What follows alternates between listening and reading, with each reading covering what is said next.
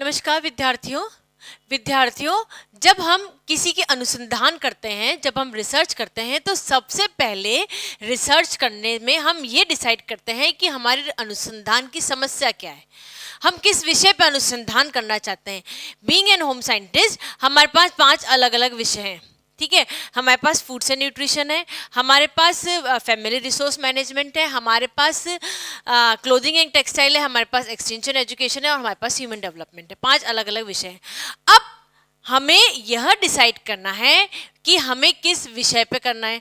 Suppose हमने decide किया कि हमें फैमिली रिसोर्स मैनेजमेंट पे करनी है। फैमिली रिसोर्स मैनेजमेंट में भी हमारे पास बहुत सारे विषय हैं, यानी कहने का तात्पर्य यह है हमारा कि अनुसंधान समस्या को हम अनुसंधान उद्देश्य भी कह सकते हैं। आप अपना अनुसंधान का विषय क्या रखेंगे, इसके ऊपर आप कैसे प्रोसेस करेंगे, यही होती है अनुसंधान समस्या या अनुसंधान उद्देश्य। अनुसंधान उद्देश्य आप किस पर रिसर्च करेंगे इसके ऊपर बेस्ड होती है। अनुसंधान आप किस पे करेंगे ये इसकी आपको पहचान करनी होती है। और हमारे आज का जो वीडियो का टॉपिक है वह यही रहेगा कि अनुसंधान समस्या की पहचान किस तरह होती है। अनुसंधान समस्या की पहचान होती है कि ज्ञान में रिक्त होता है, कोई चीज हमें फाइंड आउट करनी है, हमें उस चीज का ज्ञान नहीं है। जब हमें उस चीज का ज्ञान नहीं होता है और हमें फाइंड आउट करना होता है, तब हम उसे बोलते हैं ज्ञान में रिक्त होना। एग्जाम्पल हम लेते हैं, एग्जाम्पल हम ये ले रहे हैं कि क्या धूम्रपान से कैंसर होता है अथवा नहीं होता है, क्या कैंसर का कोई वैक्सीनेशन है अवेलेबल या नहीं, या कोई वैक्सीनेशन इस तरीके का बन सकता है जो कैंसर के लिए रोक सकता है कैंसर को। ठीक है, तो हमारे पास बीमारी है, ये हमें फाइंड आउट है, ये हमने रिसर्च कर रखी है कि हमारे पास बीमारी है, परंतु हमें यह पता नहीं है क्या धूम्रपान के द्वारा कैंसर रोग फैलता है, किस तरह का कैंसर होता है, क्या लंग कैंसर इससे होता है, क्या धूम्रपान के कारण केवल कैंसर होता है या इसको कोई अन्य बीमारियां भी हो सकती है। ज्ञान में रिक्त है ना, हमारे ज्ञान में हम इजाफा करना चाहते हैं, हमारे ज्ञान में हम बढ़ोतरी करना चाहते हैं, ज्ञान की कमी को हम दूर करना चाहते हैं। इस को हम बोलते हैं कि समस्या की हम पहचान करते हैं। ठीक है, हमें क्या करना है, हमें समस्या की पहचान करनी है। आप कैसे फाइंड आउट करेंगे कि आपको रिसर्च को क्या टॉपिक लेंगे आप। ठीक है, रिसर्च का आप टॉपिक क्या लेंगे यह फाइंड आउट आप किस तरीके से करेंगे। आप फाइंड आउट कर लेंगे डिफरेंट मटेरियल्स के द्वारा कि किस जगह ज्ञान रिक्त है। हम उस रिक्त ज्ञान में हम फिल इन द ब्लैंक्स को कंप्लीट करना चाहते हैं। ठीक है, हमारा एग्जाम्पल हमने क्या लिया था, हमने लिया था क्या धूम्रपान के द्वारा कैंसर होता है, क्वेश्चन मार्क। ठीक है, अब हाँ अथवा ना आंसर होना चाहिए। अब इस हाँ अथवा ना का जो फिल इन द ब्लैंक्स है, रिक्त स्थान है, हमें हमारी रिसर्च के द्वारा उसे पूर्ण करना होता है। नेक्स्ट है विरोधी परिणाम। 2 रिसर्चेस हुई है ना, उन दोनों रिसर्च में अलग अलग परिणाम आए हैं। फॉर एन एग्जाम्पल हम देखते हैं, जैसे स्कूल्स में है मैथ्स का पीरियड फर्स्ट होना चाहिए या मैथ्स का पीरियड लास्ट होना चाहिए, क्योंकि मैथ्स थोड़ा सा बच्चों के लिए डिफिकल्ट होता है, बाकी सब्जेक्ट्स बच्चों के लिए इजी रहते हैं।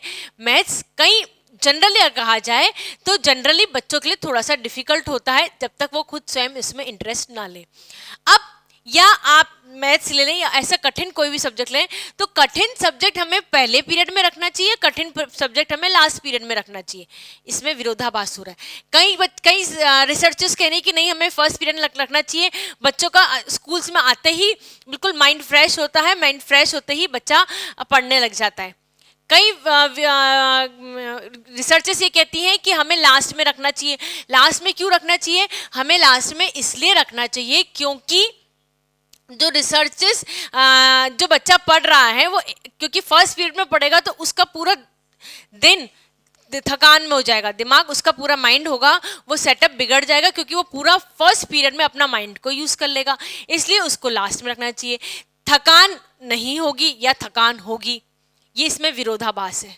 ठीक है, अब इस विरोधाभास को हमें हटाना है ना। 2 विरोधाभास हुए, पीरियड फर्स्ट रखना है कि पीरियड लास्ट रखना है, ये तो अलग अलग विरोधाभास हैं। अब इस विरोधाभास को हटाना है, तब हमें रिसर्च करनी पड़ेगी। किसके ऊपर? बच्चों के ऊपर करनी पड़ेगी कि इनके सब्जेक्ट फर्स्ट रखना चाहिए मैथ्स का कि लास्ट रखना चाहिए। तो जो कहीं जो विरोधाभास वाले स्टेटमेंट होते हैं, उन विरोधाभास वाले स्टेटमेंट्स को पूर्ण करने के लिए हमें क्या करना पड़ता है? हमें रिसर्चेस करनी पड़ती है, और रिसर्च की पहचान भी इस तरीके से हो जाती है। कई बार कंट्रोवर्शियल स्टेटमेंट्स होते हैं, इन कंट्रोवर्शियल स्टेटमेंट को विरोधाभास जो रिसर्चेस होती हैं, उन विरोधाभास रिसर्चेस को सही दिशा दिखाने के लिए, पहचान कराने के लिए हमें रिसर्च करनी पड़ती है। तथ्य की व्याख्या। तथ्य आ चुका है कि गर्ल्स जो हैं वह गर्ल्स और बॉयज के दोनों के बीच में शारीरिक बनावट अलग अलग है, ठीक है, हमें सबको पता है। अब इस तथ्य की व्याख्या कीजिए। तथ्य की व्याख्या किस तरीके से की जाएगी? तो किसी तथ्य की जब हमें व्याख्या करनी होती है, तब हमें रिसर्च की प्रॉब्लम फाइंड आउट कर सकते हैं। यानी आपका जब अनुसंधान की जो पहचान होती है, वह 3 तरीके से हो सकती है। पहला है कि कहीं कोई ज्ञान में रिक्त हो, कोई ऐसा फिल इन द ब्लैंक्स करना हो, हमें रिक्त स्थान की पूर्ति करनी हो, किसी ज्ञान का इजाफा करना हो, बढ़ोतरी करनी हो, तब आप उसको कर सकते हैं पहचान। फिर है 2 अलग अलग स्टेटमेंट आ रहे हैं, और हमें उन दोनों अलग अलग स्टेटमेंट में से एक स्टेटमेंट निकालना है सही, या उन दोनों स्टेटमेंट में से एक स्टेटमेंट आपको क्या करना है? 2 अलग अलग स्टेटमेंट है ना, तो आपको 2 अलग अलग स्टेटमेंट में से एक, या तो आप दोनों में से एक सही करिए, या अलग स्टेटमेंट निकालिए जो दोनों को मिलाकर होता हो, तो समस्या की पहचान हो सकती है। यह समस्या की पहचान तब होती है जब हमें किसी तथ्य की व्याख्या करनी हो। तथ्यों की व्याख्या में जनरली हम सेकेंडरी स्टडी करते हैं। इस तरीके से हम जो हमारी रिसर्च प्रॉब्लम है, यानी हमारा जो अनुसंधान का जो उद्देश्य होता है, उस उद्देश्यों की हम पूर्ति कर सकते हैं।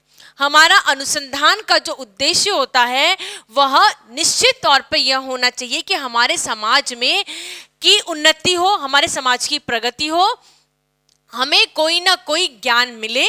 यह हो सकता है कि आप रिसर्च प्रॉब्लम सिर्फ एक लें, और यह भी हो सकता है कि आप अपनी रिसर्च में पूर्ण करने के लिए आप 2-3 रिसर्च प्रॉब्लम्स को एक साथ लेके, क्योंकि वो एक दूसरे से रिलेटेड होती हैं, आप उन सबको लेके अपनी रिसर्च पूर्ण कर सकते हैं।